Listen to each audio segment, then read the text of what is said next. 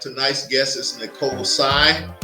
Miss Tsai is originally from China. She's been living in this. She migrated to this country.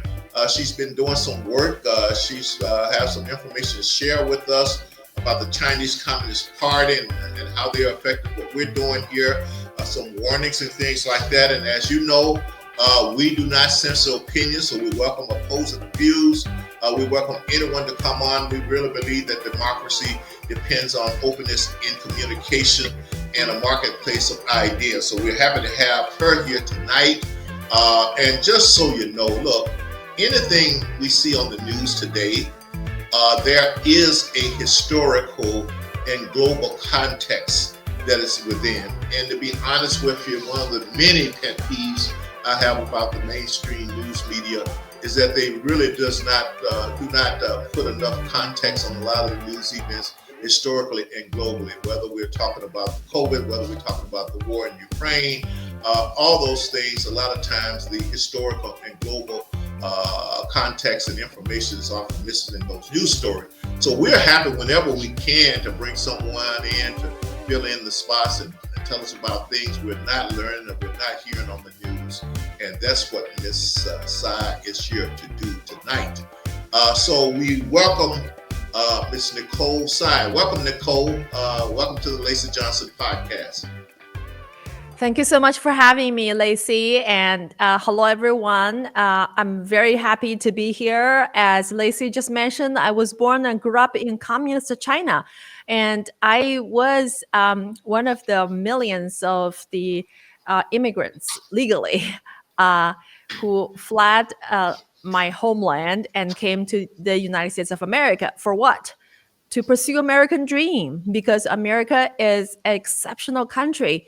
Because in this country, people's rights are believed to come from God, not from government. This is a total opposition to the indoctrination that people like myself who received from the communist China, like being a student there, all the school teachers and textbooks and parents and the radio station and TV and the whole propaganda apparatus keeps telling people that it's the government who provided for you. The government gave you the rights. The government can tell you what are you supposed to do, what are you not supposed to do, and how you should be behaving, and even which God you should be believing or you should not be believing. And so this is like the environment that I grew up. And but after I started learning about the American history in my college years, I learned, wow, there was a country called the United States of America where people believe that their rights are not granted by the government. In fact, the government works for the people. The people are the owner of the country. The country does not believe to any political party or government. I mean, this runs total contrary to most people, their understanding in China. So that was a big cultural shock. And like myself, and so I decided that I want to become American citizen. So I have become a naturalized U.S. citizen, and this is one of the most important decisions I made for myself. And I later brought my parents and my sister, and we all come to this country and call this country our home. So I'm very thankful to be here, because imagine when I was in communist China, there's no platform for me to talk about these experience, because I would be considered like anti-revolutionary or the enemy of the state. In fact, I have been blacklisted by Communist Party in China, and that's why I have not been back to China for 20 plus years. I miss China. It's a great country. I have a lot of respect for the culture and for the pre-communist society's history. But, I don't regret, being in this country. And in fact, I'm very grateful to be in this country, because they're in this country, I can enjoy my freedom of thinking, freedom of speech, and freedom of religious practice. So I'm so glad to be here. So, couple things there, Nicole, that you mentioned. Uh, how were you able to find out about America and the freedoms in America, given that China is known for being highly censored? Was there some type of different schools? Did you sneak in books? How did you learn about America when I would think that the way it's been presented, you would have been prohibited from even reading that type of material? Great question.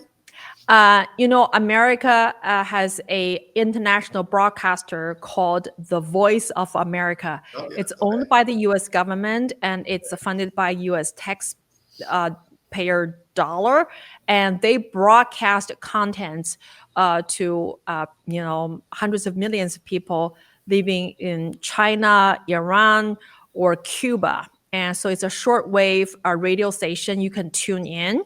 And so this is like almost one of the very few opportunities for the Chinese people to hear a different voice and to hear about the United States of America.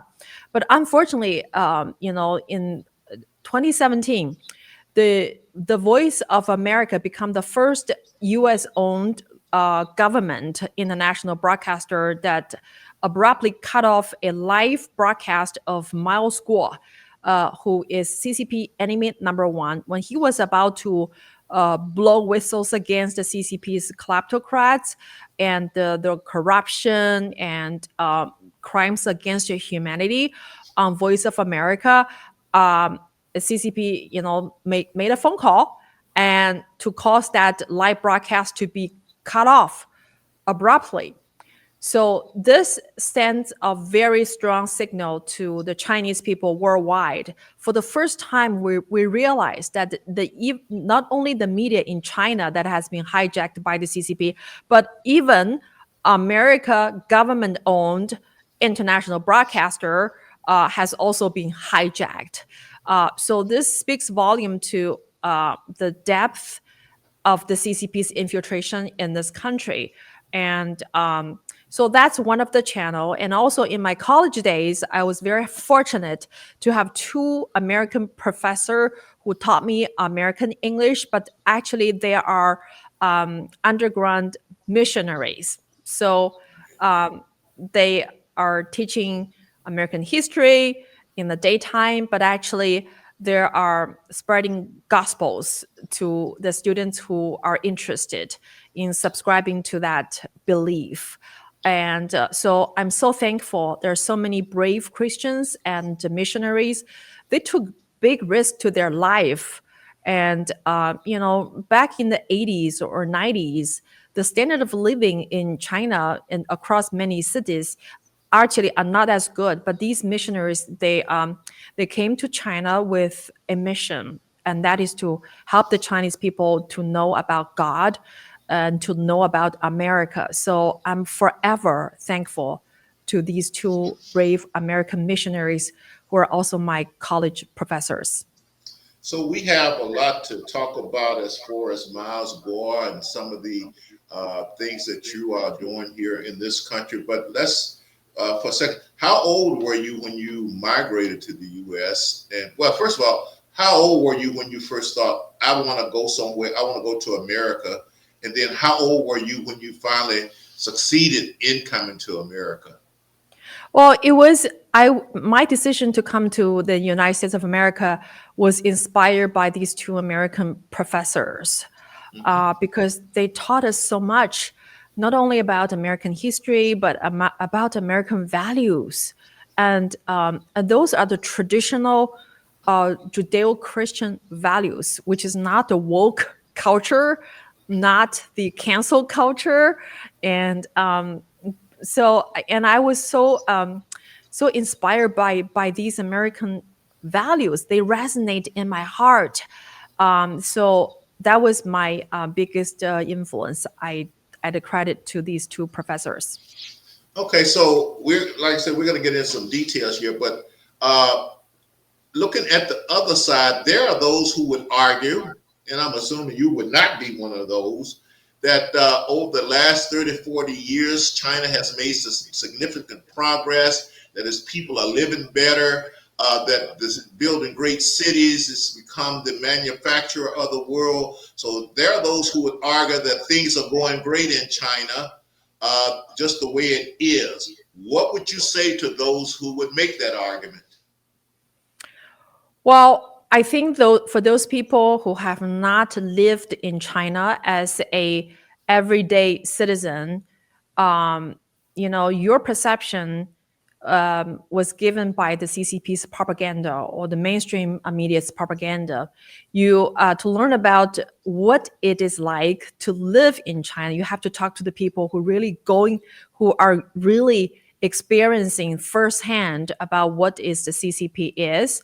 I mean, in China, uh, people have to use the VPN to bypass the internet firewall to access free information because, I mean, they have no access to Google, to any of the Western mainstream media, and Twitter, um, Facebook.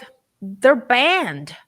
And so, so what does that like standard of living mean to people when people don't have the freedom to think, to free thinking or freedom of information?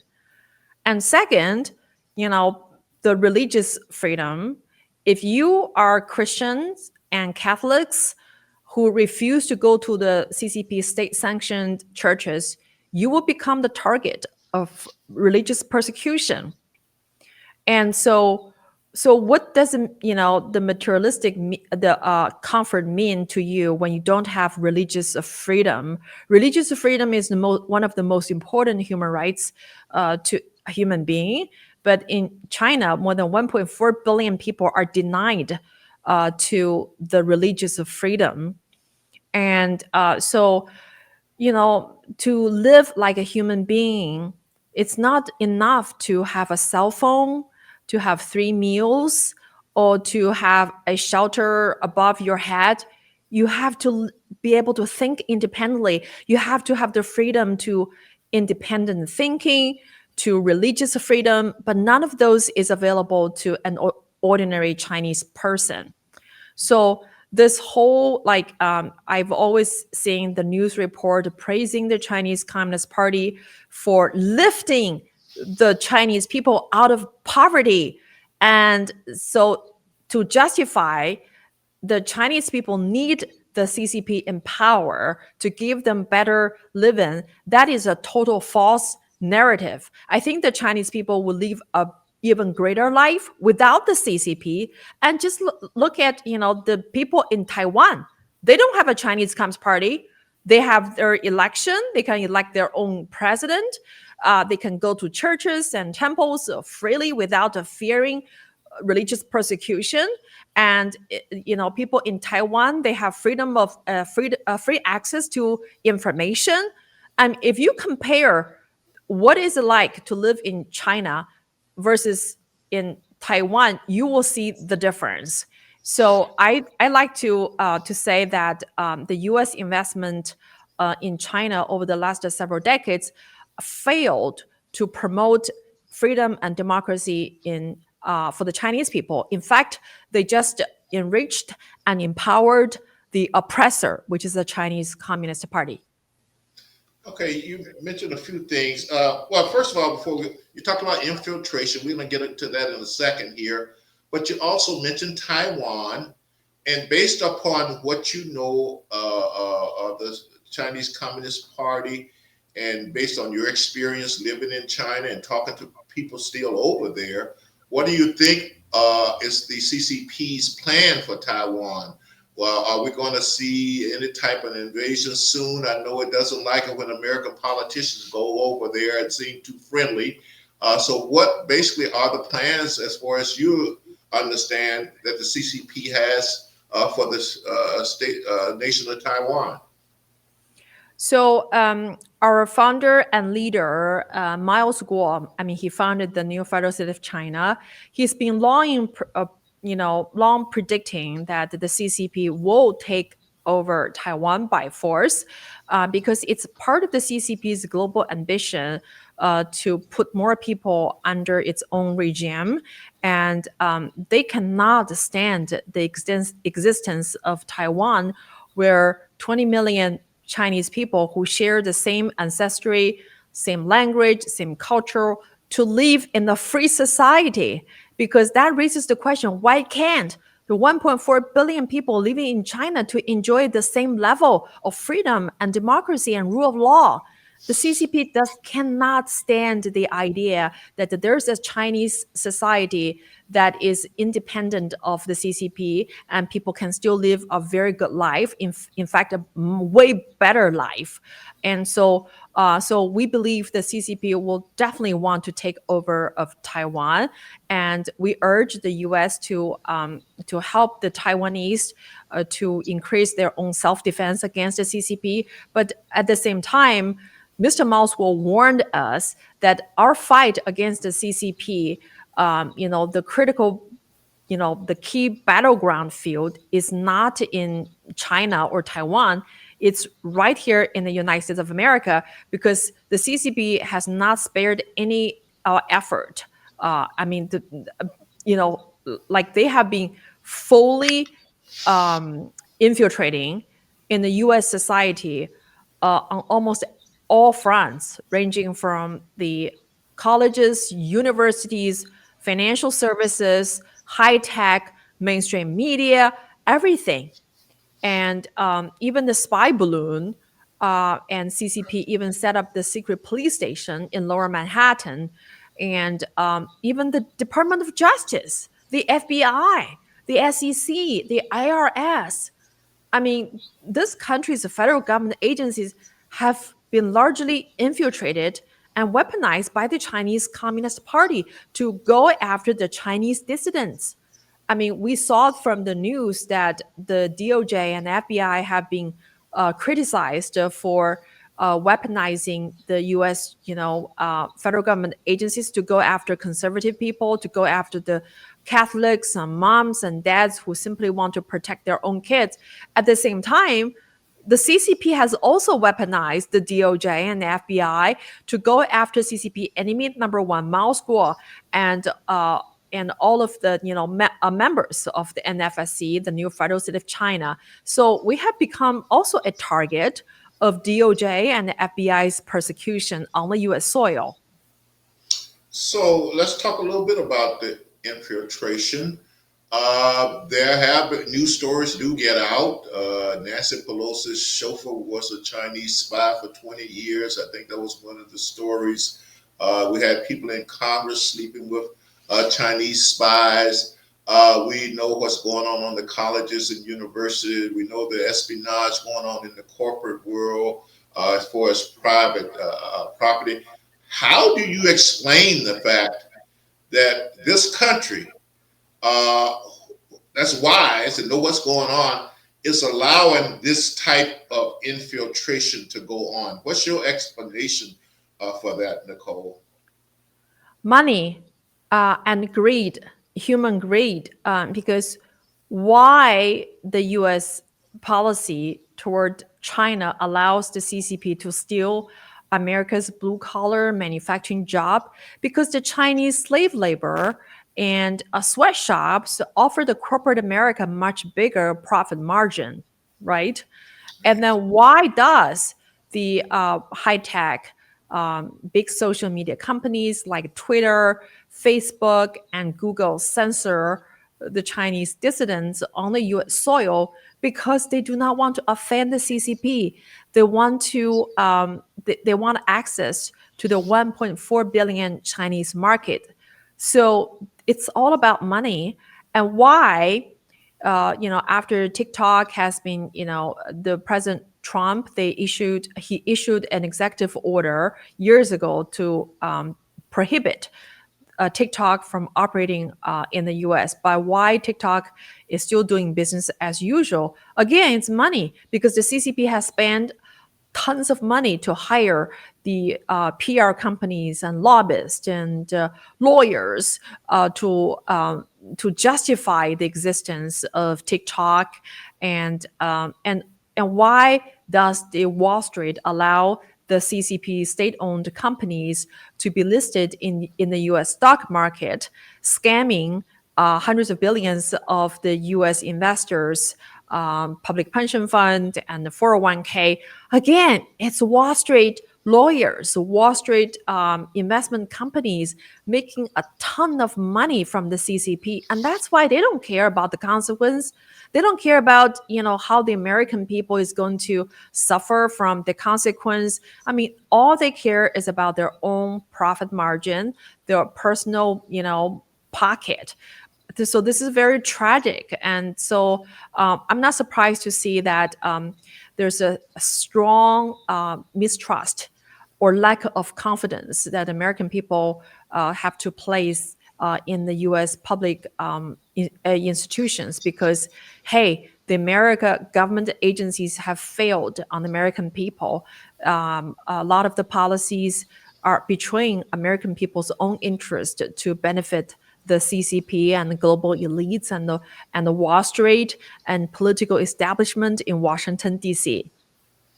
Well, your organization, the New Federal State of China, I think I read somewhere that, and I'm paraphrasing here, that it's based, one of its goals was to replace the CCP as the ruling, for lack of a better way, part of China. This is where I'm going, Nicole. Well, first of all, I saw a documentary last summer called How China Got Rich. And when you come away from that documentary, you understand the financial incentives for people to cooperate with the CCP. And then we talk about the infiltration of a lot of the American institutions by the CCP. Where I'm getting to, Nicole, is that given all that's against the new federation, new federal state of China, given all those things that's against it, how do you see the new federation, federal state of China succeeding in what it's trying to do, given that there are Wall Street people on the side of China, there are Ivy League scientists on the side of China, that because of the money that's involved here, that there are companies that's looking for cheap labor. There are companies that's looking for a market of 1.4 billion people. Given all those things, how can the new federal state of China ever hope to succeed? Great question. And I think we never feel we're alone, because the American people, the deplorables, the chumps, they are with us, because we both are the victim of the global elites and their collusion with the CCP. And never ever I feel the Chinese Laobaixing or the Chinese deplorables feel so connected with the American people, because we are, we want the same thing, and we have the same obstacle. And the biggest obstacle to the Chinese people's pursuit of freedom is the Wall Street, is the elites, and it's the CCP. And same with American people. Who's stopping American people from living your American dream? It's the Wall Street. It's the global elites. It's the Washington political establishment. So I think that even though we face a huge amount of challenges, but I remain very positive, because we know that there are more of us than them. And increasingly, I feel American people are waking up to the threat of the CCP, and along with the elites, and increasingly we see the Chinese people are standing up to say no to the CCP. And so the new federal state of China, we have a lot of friends, and our friends are not the elites nor the Wall Street. But we have the best friends, and that is we the people in this country, the American people, and all the freedom-loving people from around the world. So NFSC stands for not only the hopes and dreams of 1.4 billion Chinese people yearning for freedom, but also we represent the common goals of people from around the world to live in the peaceful, society governed by the rule of law, not governed by the cabal or the elites or the CCP. And so I think people should feel like you're not alone. You have a great ally, and that is the NFSC. In fact, this upcoming Sunday, we'll be celebrating the 3rd anniversary of the new federal state of China with American patriots from around the country. And so Steve K. Bannon's War Room will be providing a live coverage of that entire event. So we ask people to stay tuned and follow us on our social media, NFSC Speak on Twitter and NFSC Speaks on Getter, and visit our website, nfscofficial.com, to learn more about our work. Now, you mentioned Miles Gao. I hope I'm pronouncing that correctly a few times. You just mentioned Steve Bannon, I think, and I think you indicated that the two of them came together to form NFSC. Am I correct in that? Okay, so let's talk a little bit about Miles Gao's case. What has he been accused of doing, and what's your case that you make that he's falsely accused of doing? And so basically, what is he charged with right now, Nicole, and why? Well, we know why you think so. Yeah. So what is he supposed to have done? Yeah. So Miles Guo was accused of a $1 billion fraud by SEC, and DOJ announced the arrest of Miles Guo on March 15th. So he's being detained without bail, and so this is a groundless, a false charge, because the DOJ and SEC cannot even provide a single name of the real victim. They accuse Ms. Miles Guo of frauding 5,500 GTV investors, yet not all of the GTV investors, myself included, were fighting for Miles Guo's freedom. And I mean, there's no such a case called fraud when there's no victim. So this is a political witch hunt, political persecution. And we know the CCP is behind the charge, because ever since Mr. Miles Guo started the whistleblower movement against the CCP, the Chinese Communist Party has mounted over 70 lawsuits in the United States of America, and accusing him of various things, and all these legal fees were paid for by the CCP. And so we all know that CCP is a lawless regime. They have no respect for rule of law, and they don't obey any international rules. And so their single purpose is to destroy the dissidents and individual liberty. So it is very sad to see the American court system started accepting false charges pressed against Miles Guo, who is CCP enemy number one. And I mean, this legal battle has caused Ms. Miles Guo to claim bankruptcy in the state of Connecticut. So, I mean, this is a great hero. I mean, this is a very hard battle that Miles Guo has given up almost everything to fight. And he hasn't given up yet. And he has inspired more than 600 million freedom-loving Chinese people to fight alongside with him.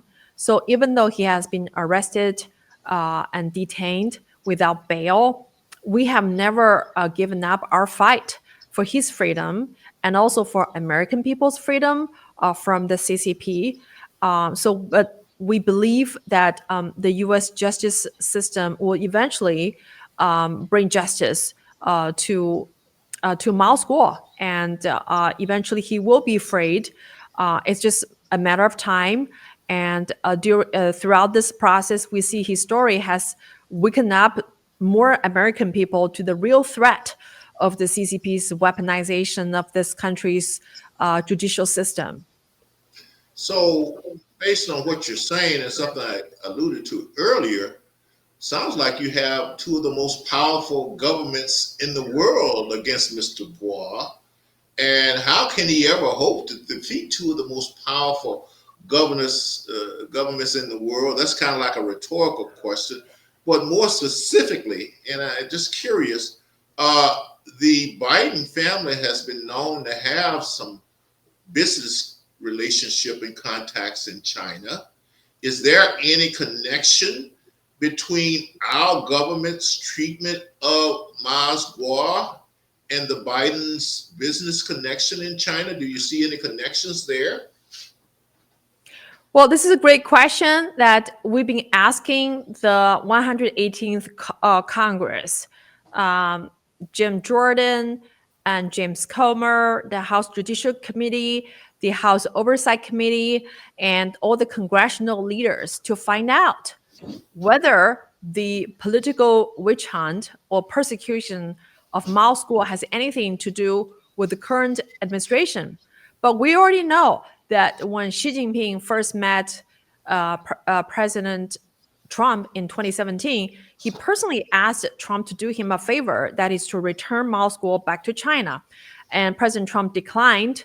And it is during the Biden administration, Mr. Mao School suffered more than 70 lawsuit, or lawfare against him, funded by the CCP. And then it's also under this administration, Mr. Mao School was arrested.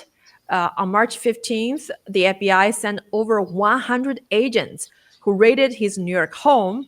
And hours after he was removed from his residence, a mysterious fire was reported to the New York police station. And that fire, mysteriously, again, without, we don't know the origin of that fire, but that fire created big damage to Mr. Mao School's New York residence. So, and we also know that GTB is among the first media outlet that broke that laptop story. We all know that is considered the laptop from the hell. So I'll leave the congressional investigation to find out what is the true reason behind Mao School's arrest, and why the DOJ and the FBI accepted the CCP-funded lawsuit against the CCP enemy number one. So these are all the questions that we're pressing this Congress to find out and to give us an answer, because American people deserve to learn the truth, to find out whether our government has been weaponized by a foreign dictatorship to go after the Chinese dissidents on the U.S. soil. So I know you have some other things to do, so we're going to try to wrap it up pretty quickly here. Just a couple of quick questions. Have you gotten positive response from Congress, from the House of Representatives to investigate the treatment of Mr. Guo? Am I correct there? Okay, good. And then you mentioned that Mr. Guo had filed bankruptcy. As I understand it, he was a billionaire. Has basically all his assets been possessed by the Chinese government? Or are they just being threatened by some of the lawsuits here? What triggered the filing for bankruptcy, given that Mr. Guo, based on what I've heard, is a billionaire? Well, Mr. Mao School, it was a very successful business entrepreneur. He's the first person who built the 5-star hotel in China and 7-star hotel. And even though the CCP has spent years trying to find out whether he has any malpractice in business or tax evasion or anything that they could accuse him of, they find nothing. So Mr. Mao School is a highly ethical and very successful business entrepreneur. And the only reason that he had to claim bankruptcy is because of the CCP's lawfare that has been launched against him. He's up against the two most powerful governments, right, the CCP and the U.S. federal government agencies. Well, I'd like to maybe have you back, because we didn't get into COVID. We didn't get into some of the military strategic things that's going on. across the world involving China, whether it's the South China Sea and building the islands and things in the South China Sea. Its involvement in the continent of Africa. And I have talked to some people from Africa, and we've talked about the difference between the China approach in Africa versus the Western approach. So I wanted to get into all of that with you. Like I said, the COVID and just the whole strategic thing where most of our military integrated circuits and things are being manufactured in Taiwan. How when the COVID hit, we understood a lot of our prescription and necessary things that we need was in China. And like we talked about before we went on the air, I was reading about even before COVID that some of our top scientists from the Ivy League universities was over there helping China set up these labs. I have read about Wall Street involvement and assistance of China and its global goals and ambition. We don't have time to get into all that today, so maybe we can have you back and talk about a little bit of that. With the few minutes that we have left, perhaps you can give us some parting comments on your work that you're doing with the NFSC, the situation with Mr. Gore, and your plans for the future, and where our audience can go and get more information on your activities and what you're doing. So I know that's a lot, but I think you can handle it, Nicole. So wrap us up here, summarize what's going on, and then we'll try to have you back for part two to get in some of those other areas that we talked about. That sounds like a plan. And thank you so much for having me. It's great to Yes. be here.